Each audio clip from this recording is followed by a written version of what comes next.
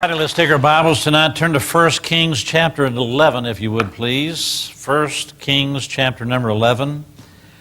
And we're going to be taking a look at a principle tonight. I think it's a phenomenal and important thing that we're going to take a look at tonight.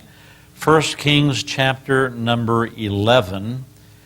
And we're going to look at a contrast here that is found and brought out in the Scripture here, a contrast between King David and King Solomon. Something happened. There was a disconnect here between father and son. 1 Kings chapter number 11, beginning at verse number 1, there the Bible says, "But King Solomon loved many strange women, together with the daughter of Pharaoh, women of the Moabites." Now that's an interesting situation here, because on Wednesday nights we're preaching on Ruth. And Ruth was a Moabite. We hear God dedicated an entire book in the Bible to a Moabite woman, and yet he's jumping on Solomon's case because he married women from Moab. What's the difference? What's the deal? The deal is Ruth got saved. The deal is Ruth wanted to become and was willing to become a Jew. These women were from Moab, and they brought with them their idols. They refused to accept God. They were as lost as could be. In addition to them, it was the Ammonites, Edomites, Zidonians, and Hittites, of the nations concerning which the Lord said unto the children of Israel, "Ye shall not go into them, neither shall they come in unto you, for surely they will turn away your heart after their gods." Solomon clave unto these in love, and he had 700 wives, princesses, and 300 concubines, and his wives turned away his heart. For it came to pass, when Solomon was old, that his wives turned away his heart after other gods, and his heart was not perfect with the Lord his God, as was the heart of David his father. For Solomon went after Ashtoreth, the goddess of the Zidonians, and after Milcom, the abomination of the Ammonites. And Solomon did evil in the sight of the Lord, and went not fully after the Lord, as did David his father. What's the difference? I want to bring a message tonight on the subject, how to keep from changing. Martin Niemöller grew up in a conservative Lutheran family. His father was a pastor. He served Germany as a naval officer during World War I, and by the end of the war, he was in command of his own U-boat. He was so successful at sinking Allied ships that he was awarded the Iron Cross. After the war was over, he left the military and he tried his hand at farming. He couldn't make enough money to put food on the table. He then decided to study for the ministry like his father so that he could become a pastor. While he was in Bible college, a riot broke out, and he joined a group of right-wing former military officers who helped put down the rebellion. That same group of men would eventually become the Nazi Party. It was during these years that he saw another man rise on the scene, and his name was Adolf Hitler, and Martin Niemöller liked him. He spoke openly about the need for a strong Führer. In 1932, he had a private meeting with Hitler where he was assured that Hitler would not interfere with the churches in Germany or how they operated, nor would Hitler sanction any kind of brutality against the Jews. And with these assurances, Niemöller continued to support Hitler and Nazism. And the more power that Hitler acquired, the more alarmed other preachers became. And these other preachers were approaching Martin Niemöller, asking, "Why in the world are you supporting this man? He's going to ruin the nation. He's going to plunge the world into war." And Martin Niemöller continued to tell his preacher friends, "You need to be patient, and you need to give him the benefit of the doubt." And all the while, things only got worse. One reason why Martin Niemöller continued to support Hitler was because of his own anti-Semitism. He didn't like Jews. He blamed the Jewish people because they put Christ to death. And all of the problems that they were now going through, it was their own fault because of what they had done to the Lord. Hitler told Niemöller he would never try to destroy or hurt them, but he would not allow them to hold any kind of public office in Germany. And Martin Niemöller said, that sounds like a good idea to me. When the Nazis, however, tried to take control of the churches, that's when Niemöller began to take an opposing view. When Hitler came out publicly with his view of the Aryan race being superior to all other races, he then spoke out publicly against that view, and because of his opposition to Hitler at that point in time, he was arrested. He was held in jail for 7 months. He was released, he was fined, and then he was rearrested by the Gestapo, and they shipped him off to a concentration camp for the next 7 years of his life. And when he showed up, he was known as Hitler's private prisoner. It was during those 7 years that Niemöller's thinking began to change. He had never imagined that one human being could be so cruel to another. He saw things taking place in concentration camps that revealed his own people as being monsters and how they were treating the Jews. And when he finally came to the place where he knew what he believed and why, that's when he became like a rock at Gibraltar. And from that moment on, nothing could sway him. Nothing could change his mind. After the war, he frequently apologized in his sermons for having taken a position of sitting on the fence instead of taking a stand when he should have. His most famous statement describing what a wimp he used to be was, first they came for the communists, and I was not a communist, so I did not object. Then they came for the socialists, but I was not a socialist, so I did not object.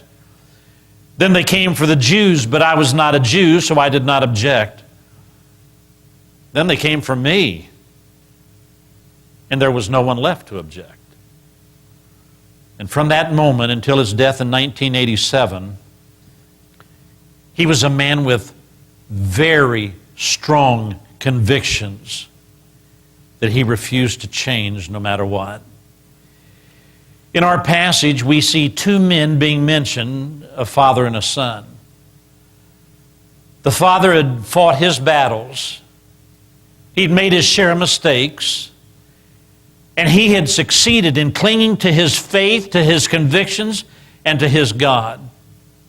Solomon, however, tried unsuccessfully to do something that God has made on purpose impossible to do.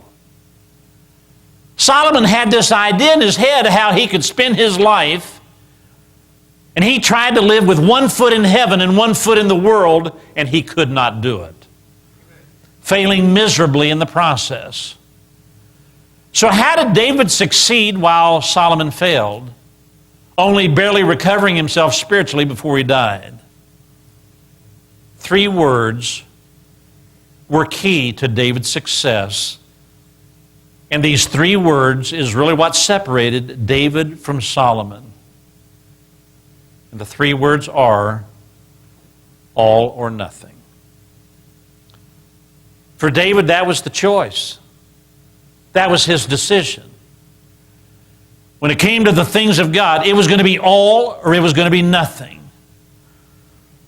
There are only 2 places in the Bible where someone said these words: my heart is fixed.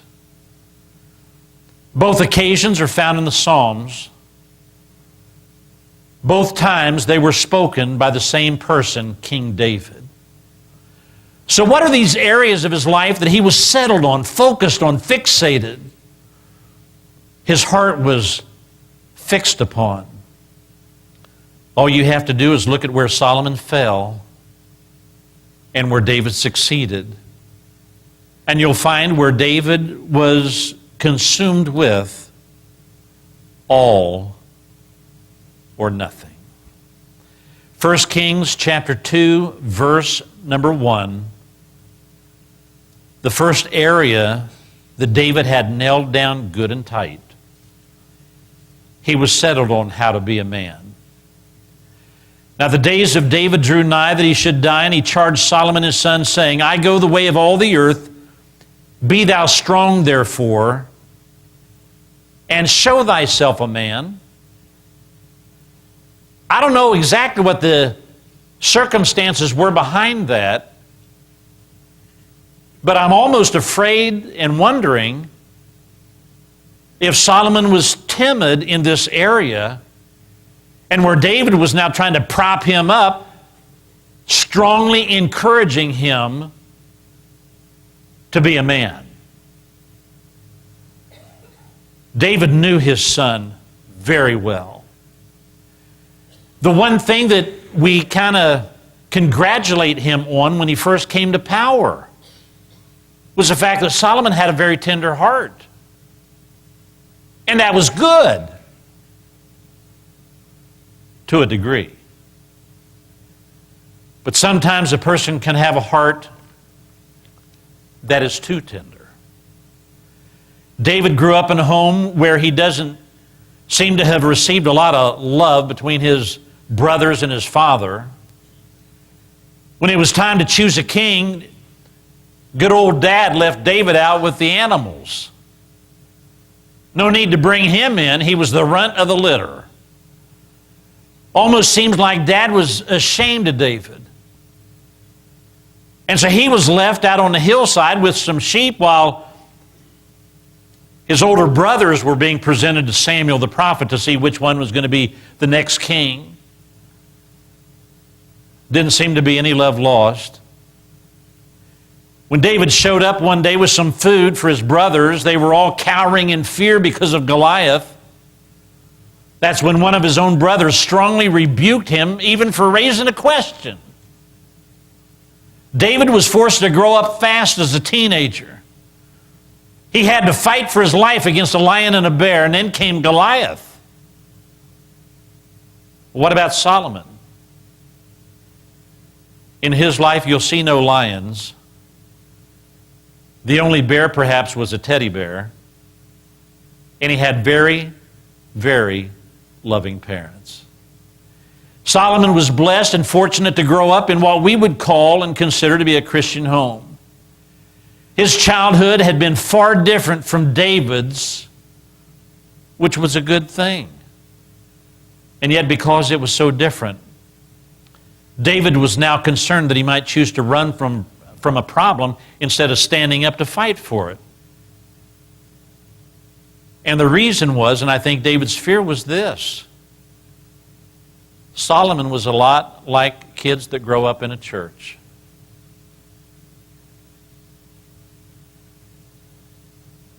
They have it easy. And that's a good thing.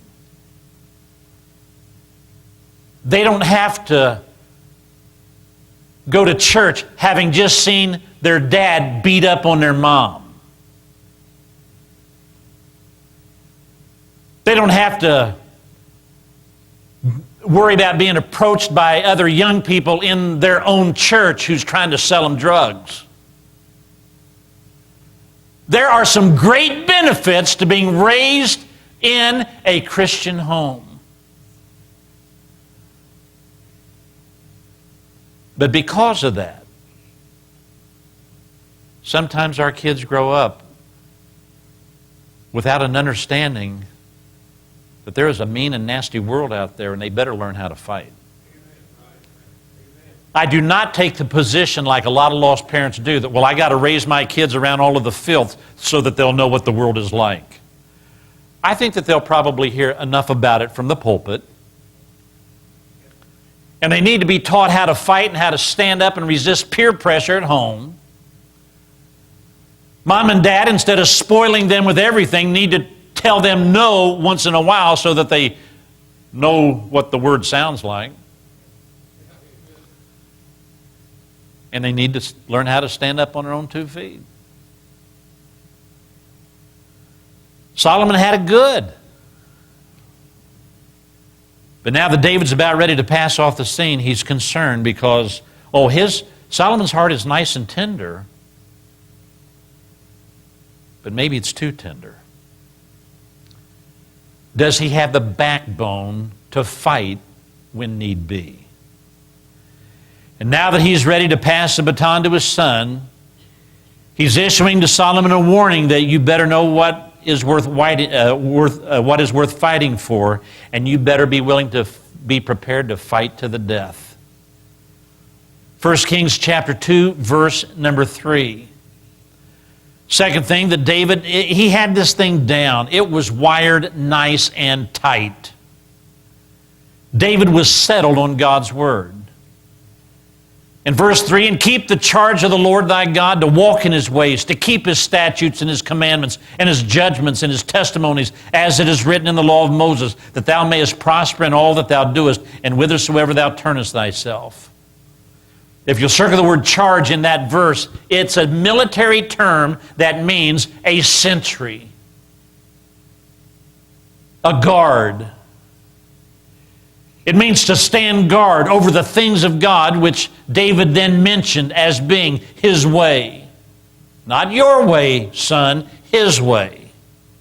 His statutes, his commandments, his judgments, his testimonies as recorded by Moses. David had his faults, and he made more than his share of mistakes. But he was consumed. And get this, it's at the end of his life. He is consumed. When his race is almost finished, he is consumed with the Scriptures. He's grabbing hold of them as something to obey, something to be surrendered to. Well, how strongly did he really believe and practice this? As a much younger man, when given the chance to kill King Saul, he had his ticket home right in front of him. All he had to do was kill King Saul. He'd have been a hero to his men. He wanted to go home to his family. All of his men wanted to go home back to their farms and their wives and their kids. There was only one man that kept them from going back, and that was Saul himself. And David could have killed him, gotten their lives back, but he refused to do so simply because there was one verse in the Bible that said, touch not mine anointed, and do my prophets no harm. David knew Saul had been anointed by God. Saul was God's choice. And if Saul was still alive, it was because God had given him another day of life, and it was not David's role to be his executioner, because this man was God's anointed. Not only did David choose to live by that verse, but he killed a man who claimed to have killed Saul on the battlefield, thinking that he was being merciful. Why was David so stubborn when it came to obeying the Scriptures? Quite simply, his mind was made up.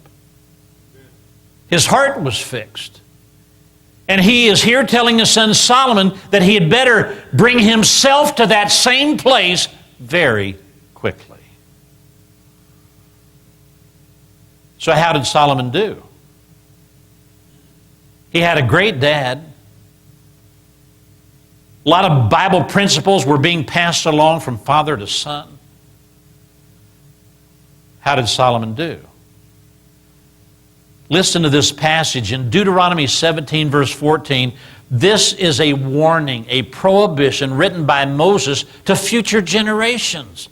He was talking to his people, but he was talking over their heads. He was describing a time yet in the future, and he says this, when thou art come unto the land which the Lord thy God giveth thee, that's the promised land, and shalt possess it, and shalt dwell therein, and shalt say, I will set a king over me, like as all the nations that are about me. Thou shalt in any wise set him king over thee, whom the Lord thy God shalt choose. One from among thy brethren shalt thou set king over thee. Thou mayest not set a stranger over thee, which is not thy brother. It had to be Jewish. But he shall not, this is to the future king, but he shall not multiply horses to himself, nor cause the people to return to Egypt, to the end that he should multiply horses. For as much as the Lord hath said unto you, ye shall not henceforth return no more that way. Oh, did you hear the prohibition against Egypt? Hold on to that one, we'll get back to that. Next verse, neither shall he multiply wives to himself, that his heart turn not away, neither shall he greatly multiply to himself silver and gold. Way back when Moses was still alive, God gave to his people the understanding that the day would come when they would clamor for a king. They would demand that God give them one like all the other nations. However, there would be some no-nos that he had better not violate. Two of the ones were no great abundance of horses and no great abundance of wives. Why? Too many horses would cause him to trust in his military power. And too many wives would cause him to trust in their gods. And Solomon violated both. But wait a minute. Was Solomon aware of those verses? Of course he was. This was a part of the Jewish law, as was all of the 5 books written by Moses. Moses was the man. His books were the words of God, and Solomon could not claim ignorance about these 2 warnings. The reason why he chose to violate them was for the same reason that people do likewise today. People like to pick and choose things out of the Bible that they like, and they like to ignore and pretend that they don't know about them if they don't like them.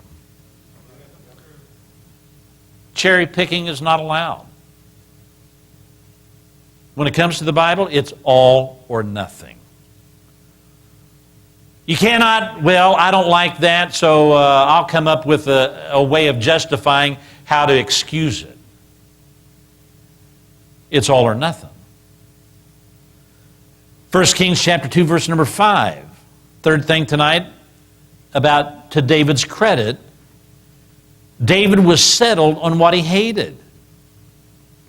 Moreover, thou knowest also what Joab, the son of Zeruiah, did to me, and what he did to the 2 captains of the host of Israel, unto Abner the son of Ner, and unto Amasa the son of Jether, whom he slew, and shed the blood of war in peace, and put the blood of war upon his girdle that was about his loins, and in his shoes that were on his feet. Do therefore according to thy wisdom. Let not his hoar head go down to the grave in peace. Before David passed away, he passed along to his son a list of the players. These are the men who are going to try to bring you down. These are the guys that are going to be a thorn in your side. These are the ones who are going to try and test you. What did Solomon do with that list? He followed David's suggestion, and he had Joab executed when he revealed himself as being involved in a plot to steal the throne. Well, if he did what his dad told him to do, what's the problem? The problem is he was operating off of David's hate list while never developing his own. The bottom line is this: if you love God, you have to hate what God hates. Oh, there ought to be a love list, things that we go out of our way for to help and to be good and kind and generous. But by the same token, there's also some things in this world that we're supposed to hate.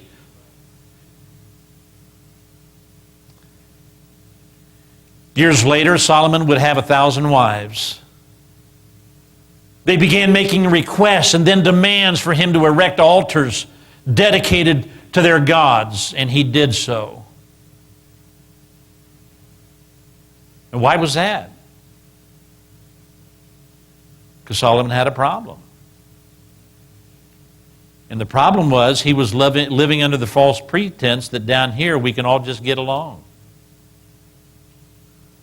Don't forget, he didn't have any battles except in the nursery. There's not one verse in the Bible that describes him as wearing the uniform of a soldier. He did not know what it looked like to lead an army anywhere. And Solomon had this great thing going for him. He was ruling over a nation that was full of peace and prosperity. And that gave him a false sense of security. He had this idea rolling around his head that lions and lambs can play together. Terrorists with bombs and people minding their own business can coexist. And that sounds great and will one day work, but folks, today is not that day. We live in a time that is dangerous. There are people in this town who would not mind breaking into your home tonight and taking everything that you have. There are some who would slit your throat in order to buy some more drugs. Life can be a messy thing, and this world can be a dangerous place, and David knew that. David's mighty men knew that as well. They all grew up with swords in their hands and an opponent who was desperately trying to kill them. And what had Solomon done? No wars, no battles, no hate list. And that was the problem. When his many wives began pushing him to make concessions on their behalf, instead of pitching a fit and fighting against this proposal of idolatry, he went along with their pleas and almost ruined the nation. All because he was afraid of making anybody mad.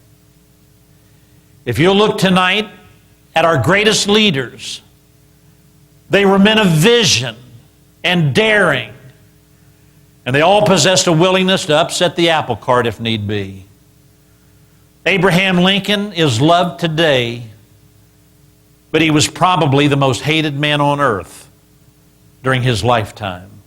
Even his own cabinet members didn't like him. And it was an enemy that put a bullet into his brain. John F. Kennedy was a charismatic leader who had a lot of potential, but in a very short amount of time, he too was hated and despised by a lot of people. He was warned ahead of time, don't go to Dallas, they hate you there.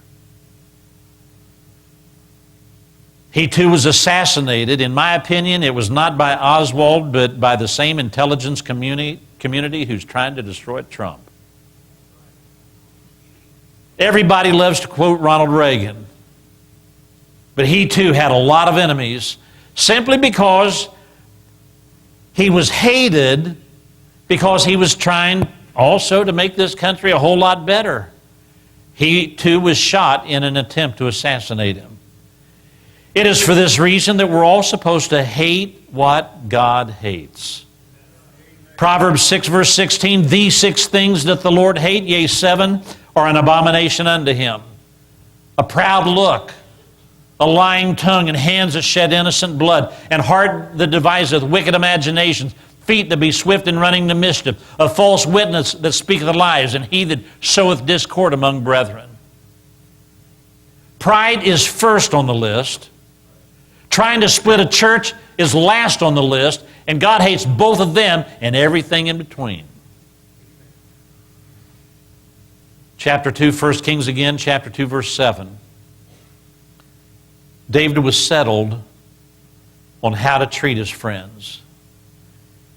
He says, but show kindness unto the sons of Barzillai the Gileadite, and let them be of those that eat at thy table, for so they came to me when I fled because of Absalom thy brother.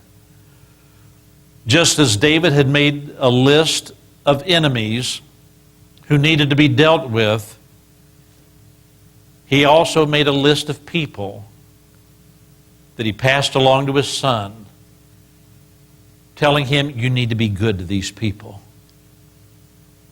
because they were good to me. Solomon, these need to be your friends because they were my friends. Barzillai was an older man. He had been a personal friend of David. He would have done anything to help him. And when an entire nation turned against King David, embracing Absalom as their new king, David chose to leave the royal city, and he was leaving It was Barzillai who was willing to stock him up with food, trying to help him when he was at his lowest point. And Barzillai was willing to take his own personal possessions, sharing them with King David. David had done nothing wrong. And it was Barzillai who was used by God at just the right moment to encourage him. Years later, David gave to Solomon the request to be good to the sons of Barzillai, meaning he should honor them as a means of honoring their father. While Solomon most certainly did as his father requested, we find a chink in his armor, an inconsistency. For there is another episode that took place years later that showed a totally different side of Solomon. Solomon had already begun to slip spiritually, and he insulted a man who had also been a good friend of his father. In 1 Kings chapter 9, verse 11, the Bible there says, "Now Hiram, the king of Tyre, had furnished Solomon with cedar trees and fir trees and with gold, according to all his desire, that then King Solomon gave Hiram 20 cities in the land of Galilee. And Hiram came out of Tyre to see the cities which Solomon had given him, and they pleased him not. And he said, What cities are these which thou hast given me, my brother? And he called them the land of Cabul unto this day." When David was preparing material and wealth to build the temple, he made friends with Hiram.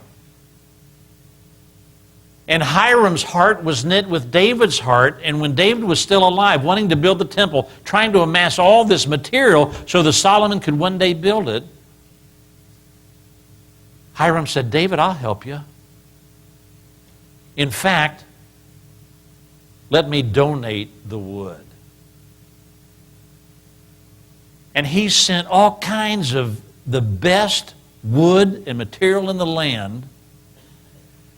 And even when David passed away, Hiram was still sending wood to Solomon as the temple was being built.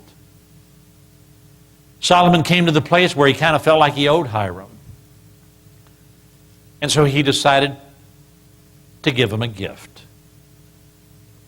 "Hiram, I really appreciate how you loved my dad and how you helped me out with the temple. I got something for you. I want to give you 20 cities. They're over in Galilee." 20 cities. Wow. That is really generous. "And with these 20 cities, I'll be able to have taxes paid. They'll provide an income for my people. This is a good thing." And so Hiram got in his chariot and decided to go check out the gift that Solomon gave to him.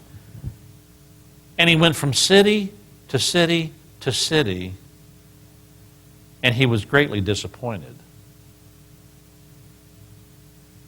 And he asked Solomon, "What kind of a gift is this?" And he called that region, that whole land where those cities existed, Cabul. That word means filthy. It was a ghetto. Solomon got sick and tired of these ghetto people, and so he decided to give his ghetto area to Hiram as a thank you gift. He did not get that from Dad. Solomon already had some issues going on in his life. David had it nailed down good and tight how you treat a true friend. A friend is a gift from God, and you better treat them that way. 1 Kings chapter 3, verse number 1. Last thing tonight is this. David had his mind made up. His heart was fixed. He was settled on the world. Chapter 3, verse 1, "And Solomon made affinity with Pharaoh, king of Egypt, and took Pharaoh's daughter and brought her into the city of David until he had made an end of building his own house and the house of the Lord and the wall of Jerusalem round about. David and Solomon lived in such different times. And for this father and son, there truly was a generational gap. David was a fighter. Solomon enjoyed peace and prosperity that came from David's hard-fought battles. David's entire life was battle after battle. And because of that struggle just to stay alive, he didn't have time to dabble with the world. It's unfortunate and disappointing to see Solomon's choice of his first wife. She wasn't Jewish, as was David's first wife, who was the daughter of Saul. Solomon's wife was Egyptian. And this is a point of confusion because Egypt is always used in the Bible as a symbol of the world. Right off the bat, he's building a bridge to the world. He was on his way to becoming the wisest man in the world, and yet when it came to choosing his wife, Solomon didn't show a whole lot of wisdom. Instead, it would almost appear that this was a marriage of political convenience. Egypt was huge and powerful, and boy, it'd make a great political ally. And this was a mistake, and one that paved the way for many more poor choices in wives. And it would also seem that it was the beginning of a love affair between Solomon and the world. Now, the natural question is, how could God use Solomon to write the book of Proverbs after making such a blunder? And why would God use him to write the Song of Solomon? The answer is for the same reason that God used him to write the book of Ecclesiastes after he almost ruined the entire nation. There are no perfect people for God to use. And so God just uses the one who was the most available for him to use. Solomon's heart was still tender, and yet it was also foolish in some areas. Solomon would become the wisest man of the world, but he proved that any of us can do some pretty foolish things. So why was there such a difference between David, who went on to become the apple of God's eye, and Solomon, who went on to become the biggest fool of all? The only difference was, for David, it was simple. It was all or nothing. You cannot live with one foot in the world and one foot in heaven. It's all or nothing. Let's bow for prayer. Father, would you please bless your folks here tonight? Lord, we ask and pray that you'd help us to make up our minds in these key areas. Lord, I pray that you would help us to be willing to become fixed in our hearts concerning the Scriptures. We should be willing to obey all of them. Not cherry picking.